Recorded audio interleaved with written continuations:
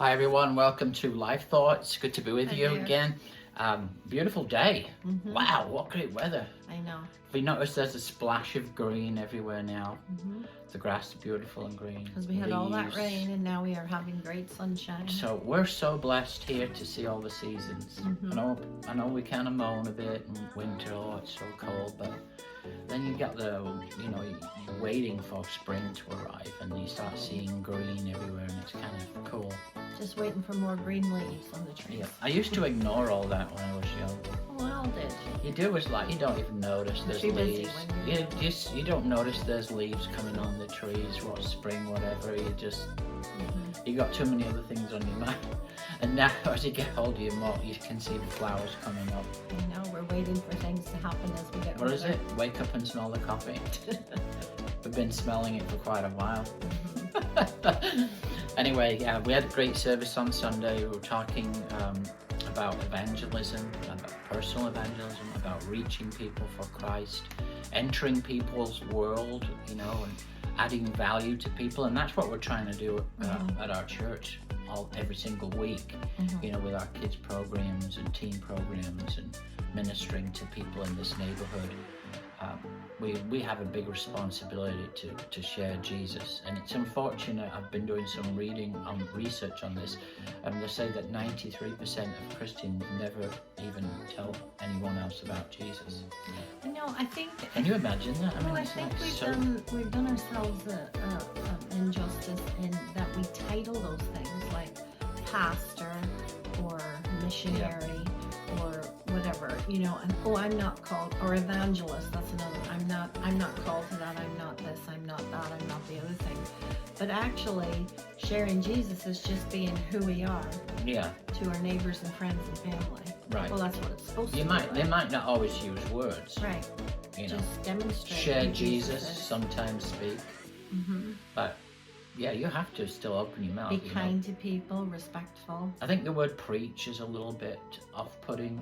Preach the gospel. I feel like, a more modern view on it would be to talk the gospel, talk about the gospel, because preaching's got negative, judgy overtones now.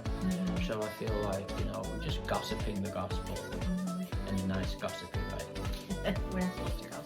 Yeah. But no, it's not about I'm an evangelist or I'm a preacher or I'm this or that. It's just I'm a follower of Jesus. Right. And so that should touch every aspect of my life. Right. And actually, here's the thing, even to our children and grandchildren, sometimes we overlook that and we think, oh, those are my kids. They know me, or those are my But you know what? Sometimes our wee grandkids sit down and ask me questions about Jesus and about heaven, and it's absolutely wonderful. What a privilege to share who Jesus is to the next generation. Wasn't it 2 weeks ago with Madeline that, anyway, tell us what happened. With Madeline, she told one of our me, grandkids. She told me that it would be great for me in heaven. And I said, okay. It was great for you in heaven. For me, yeah. For so you, she's expecting us to leave Muti. sometime soon. And I'm like, okay, maybe has Jesus told her something he hadn't told me? And I said, okay, so what do you mean, Madeline? And she's like, well, Muti, you never saw your grandparents, because both my sets of grandparents died when my parents were kids, so I never saw them. And she says, you don't know what it's like to have your grandparents. We love having you guys here. And you never had that. But she says, when you get to heaven, you're going to see them and you're going to get to know them and have so much fun talking to them. And the tears were just in my eyes. And I'm like, sweetheart, that's such a lovely thing to say. And it was just wonderful to have her just, affirming with me what it means to follow Jesus and to be in heaven with him.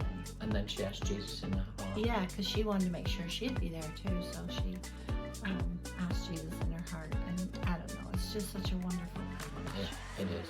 So to be Jesus to your closest. Right. And hey, husband and wife too, right? We've been married how many years? 43? 44 this year? A long time. Hasn't it been fun? Come on. Long time. Just kidding.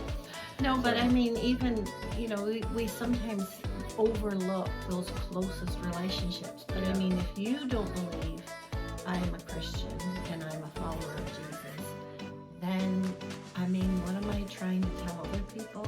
Because we're the closest to each other. So, Yeah. you know what I mean? We've got to be Jesus close up as Right. well as to people around us.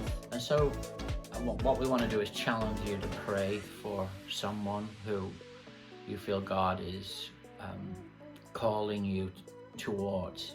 You know, I believe that God puts people on our hearts, and maybe God's putting someone on your heart to pray for them. Pray for an opportunity to talk to them. It doesn't have to be weird. It can just be very natural conversation, sharing, you know, I'm so happy I've got God in my life, and He makes such a difference, and He gives me His peace and His joy.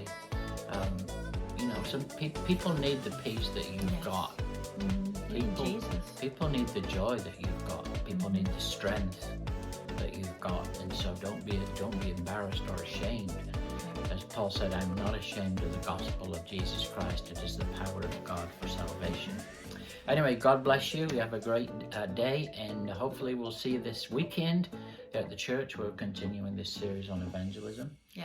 God And bless let's everybody. see souls saved for Christ. Amen.